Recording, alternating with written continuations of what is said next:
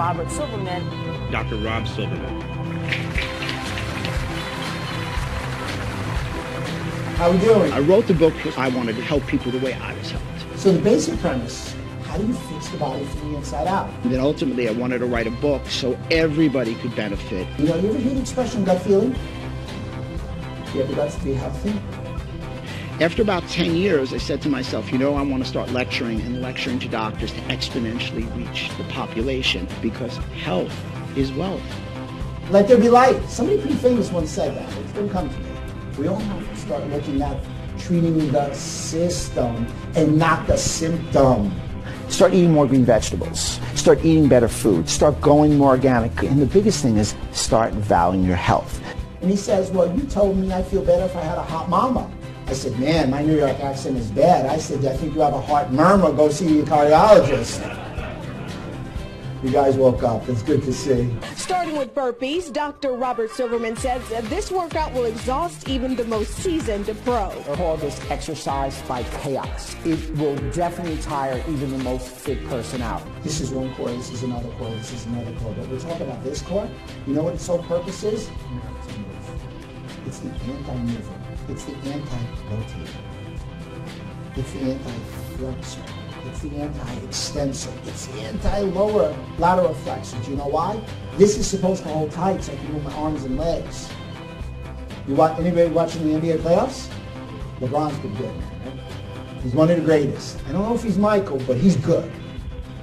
He's close. We're working on it. He called me and he said, yeah, he's on Michael. He got Larry Magic, but he's close.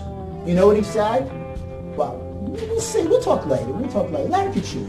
We'll talk later. He's certainly better than the guys on the Knicks. Oh, I can't believe you said that on tape. Diets don't work, as evidenced by the fact that 40% of males in America are obese, 35% of women are obese, 15% of men worldwide are obese, and only 11% of women worldwide are obese. So we're too heavy.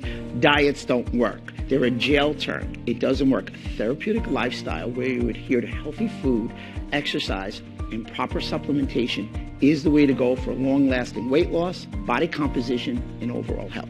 Wheat, gluten. Gluten means glue in Latin. It sticks in your intestinal tract. Jack LaLanne once said, a chiropractor, 1936. He said, if man makes it, I won't eat it. As I referred to, it's very myopic. We don't live in a healthcare system. We live in a sick care system. Right now, chronic disease, which is basically one of the biggest costs on our healthcare system, is defined as something that you have 3 months or longer that can't be cured by a vaccine or helped with a drug. Is that amazing? So chronic disease refers to cardiovascular disease, stroke, arthritis, depression. And that's because since 1985, we have been led down this road by pharmaceutical companies. I call 1985 Pharmageddon in the United States because the U.S. government allowed pharmaceutical companies to actually advertise to the consumer. In 97, they said you don't have to list all the side effects. So that was a very symptomology move. We're 4.4% of the population in the world, and we use 50% of the pharmaceuticals and 80% of the pain meds. So unfortunately, my colleagues look a lot at the symptom and not at the system. And when we start looking at the system and not the symptom, we're going to start to help people get healthy.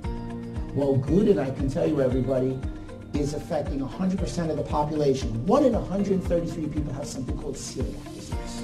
Celiac disease refers to the idea that you're allergic to wheat. Those other people, about 40%, 4 out of 10 Americans, they have what we call celiac sensitivity or gluten sensitivity.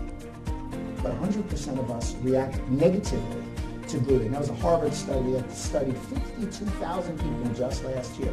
Gluten means glue. It sticks in your intestinal tract, and it's too big. Its proteins in gluten are too big for us to break it down, and it's indigestible. Would you guys like a little caveat that comes with that also? I'm getting that look already, like, oh my God, I have sandwiches before you saw this guy. Would you like a little caveat? The caveat is it's also sprayed by something called Roundup. It has an ingredient Roundup called glyphosate.